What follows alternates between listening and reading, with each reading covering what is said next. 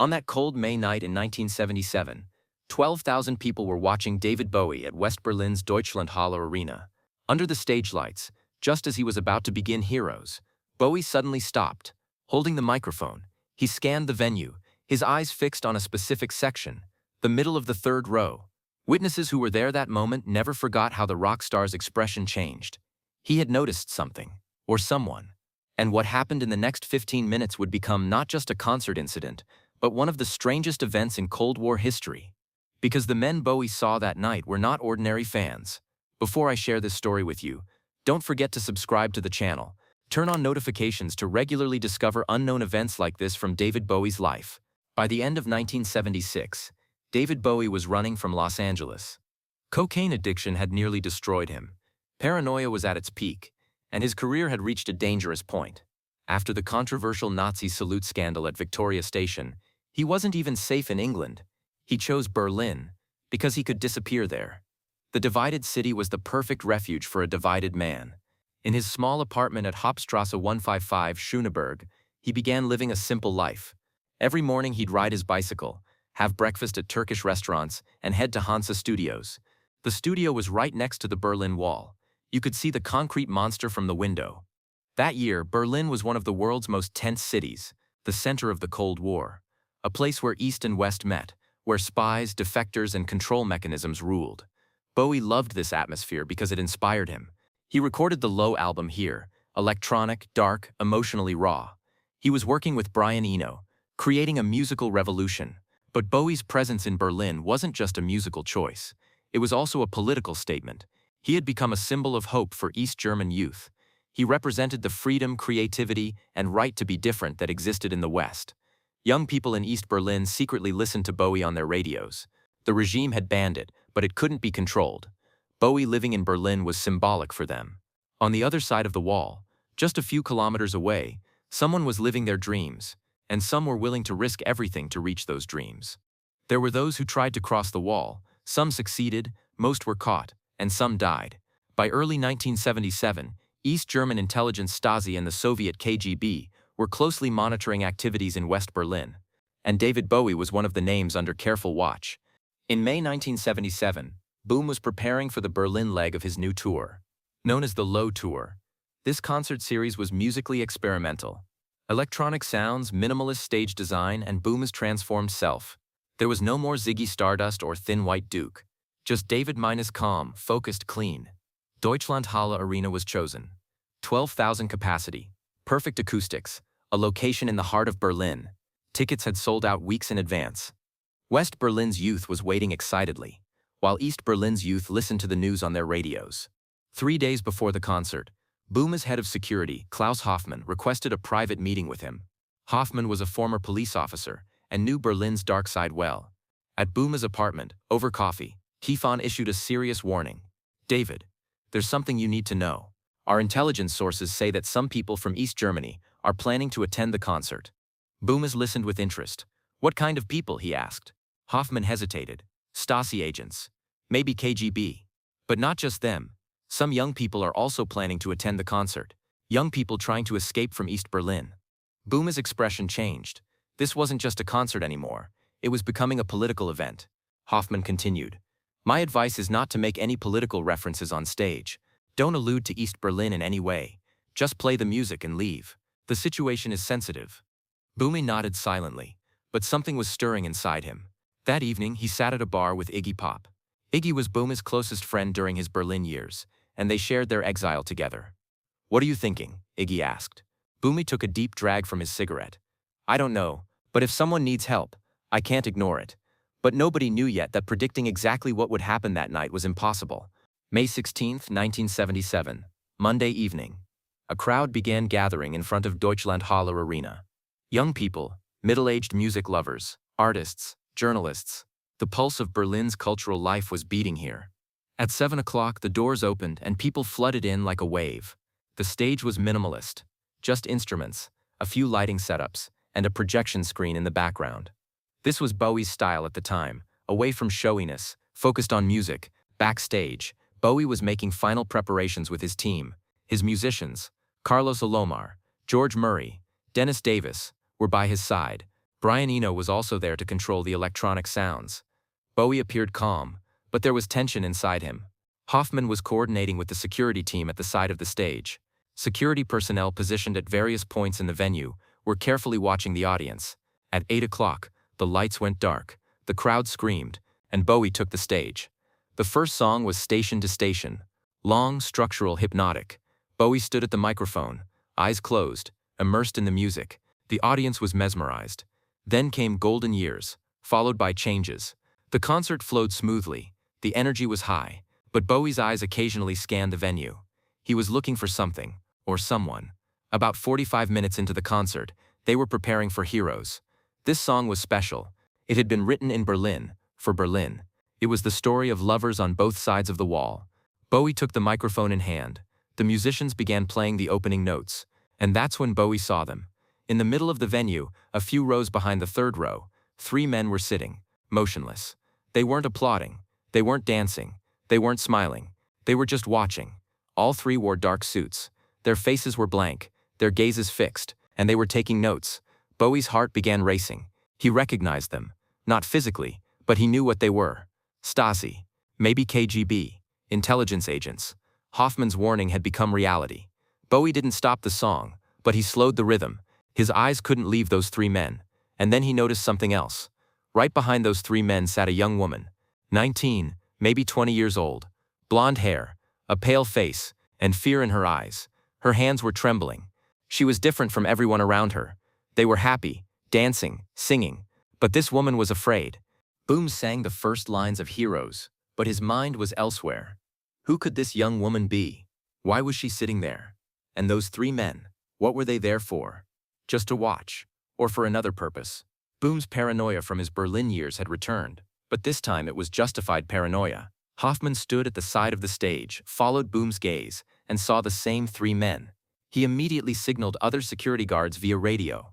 When they reached the chorus of the song, Boom made a decision. He put down the microphone, signaled to the musicians, and the music suddenly stopped. The 12,000-person venue fell into silence. Everyone was shocked. What was happening? Boom picked up the microphone again and began speaking.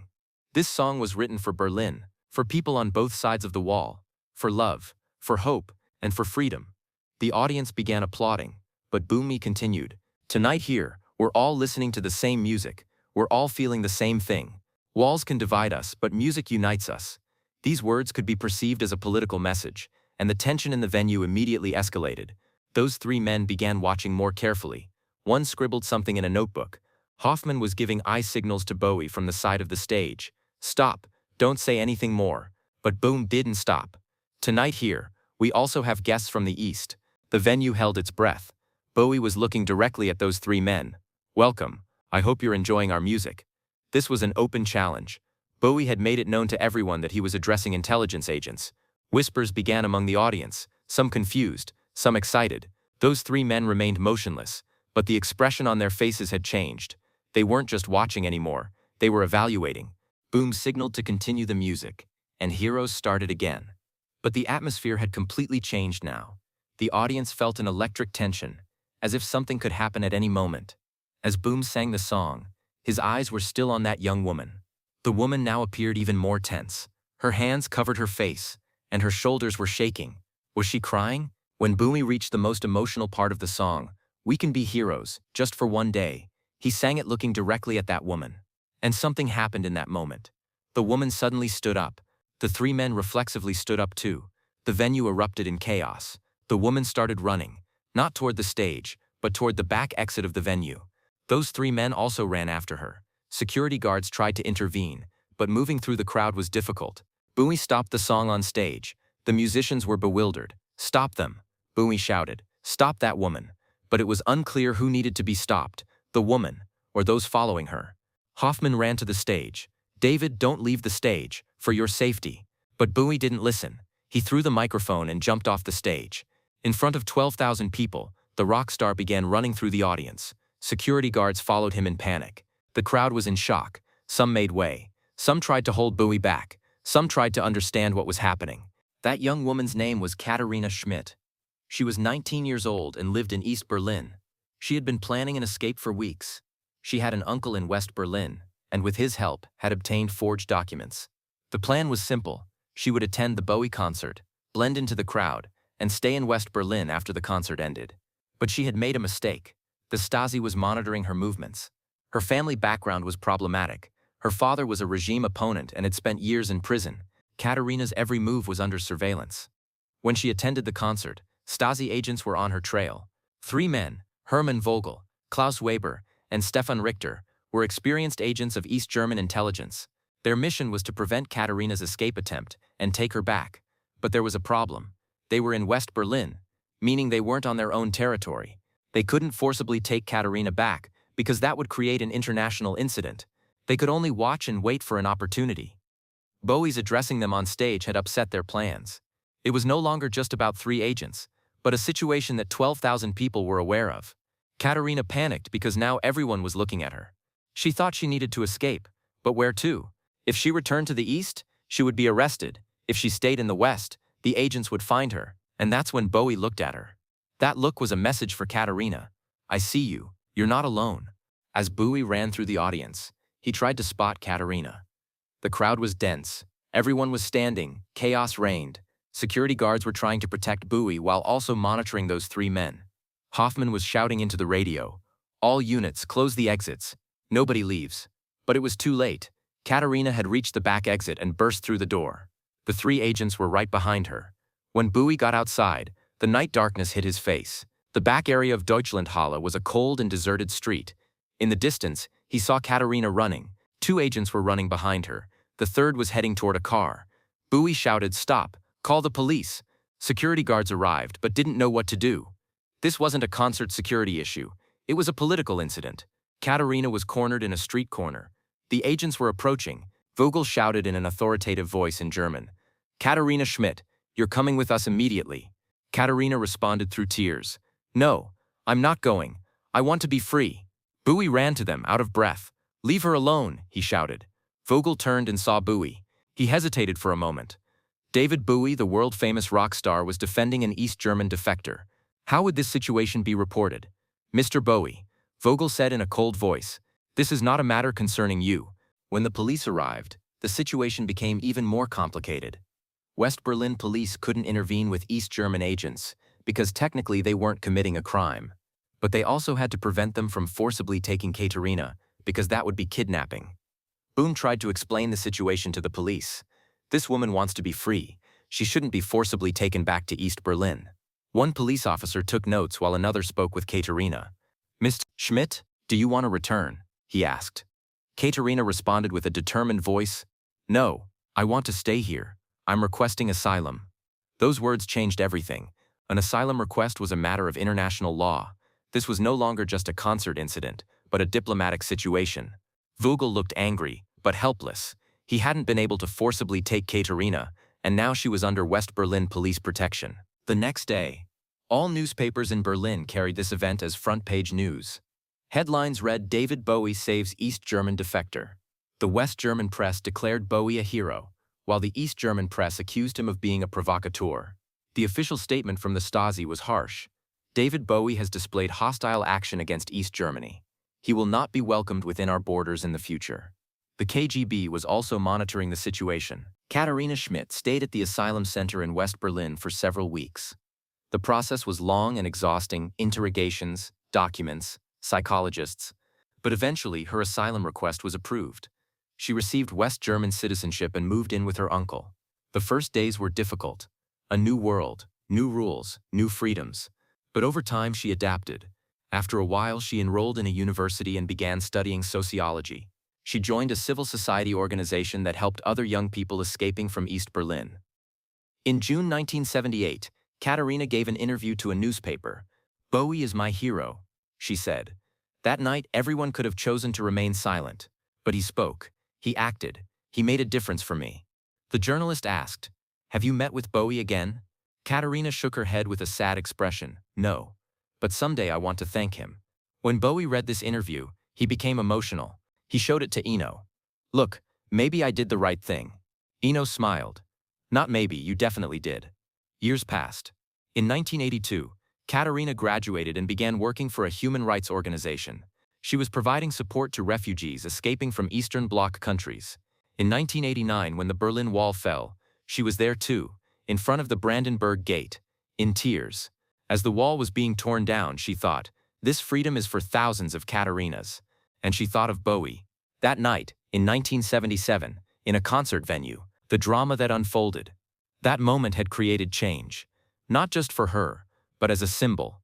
For David Bowie, this incident became one of the most important moments of his Berlin years. Beyond his musicianship, he had gained political consciousness. Heroes was no longer just a romantic love story, but a symbol of the struggle for freedom. Every time he performed it, he remembered that night, Katarina's fearful eyes, the agent's cold stares, the audience's silence. When the Heroes album came out in 1978, Bowie mentioned this incident in an interview. "In Berlin, I learned that walls aren't just physical. There are mental walls too. Fear, control, obedience. Music is a way to break down those walls. And sometimes music alone isn't enough. Action is needed." The journalist asked, "Would you do what you did that night again?" Bowie hesitated, then smiled. "Every day." However, this incident forever changed Bowie's relationship with Eastern Bloc countries. Planned concerts in Moscow and Prague in the 1980s were cancelled. The Soviet government declared Bowie persona non grata.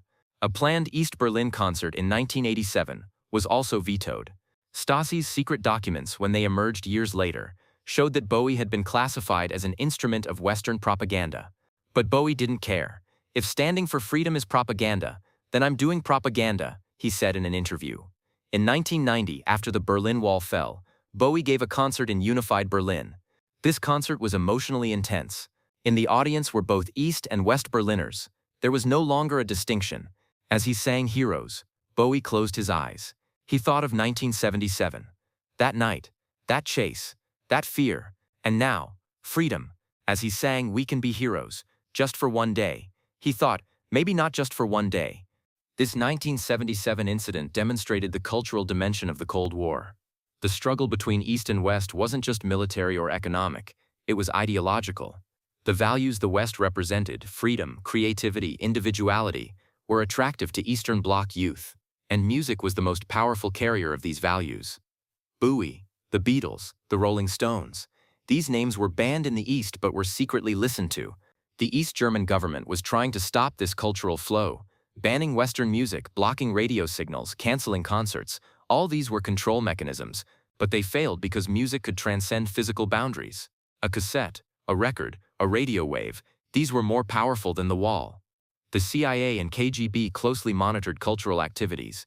Both sides viewed music as a propaganda tool. The West used rock music as a symbol of freedom. The East tried to create alternatives by supporting its own musicians, but the youth preferred Western music, and names like Bowie became not just singers but ambassadors of freedom. The 1977 incident at Deutschlandhalle was a reflection of these dynamics. Katarina was one of millions of young people wanting to escape the Eastern Bloc. For her, Bowie wasn't just a musician, he represented hope, and what happened that night transcended a concert, it became a political action. In the days following the incident, the international press extensively covered the topic. The New York Times carried it as a front-page headline, "Bowie experiences political drama in Berlin." The article detailed the incident and praised Bowie's courage. The Guardian used a more critical tone. "Rock star or political activist? Bowie's Berlin action sparks debate." Some critics described Bowie's intervention as an unnecessary provocation, but most supported it. Rolling Stone magazine conducted an interview with Bowie. "What did you feel that night?" the reporter asked. Bowie responded, "Fear, anger, helplessness, but also a sense of responsibility. If you can do something but you don't, then you're complicit." The reporter asked, "Did you think about career risks?" Bowie smiled, "Career? That woman's life was more important than my career." This interview strengthened Bowie's public image. He was now seen not just as a rock star but also as a human rights advocate. The East German press presented a completely different narrative.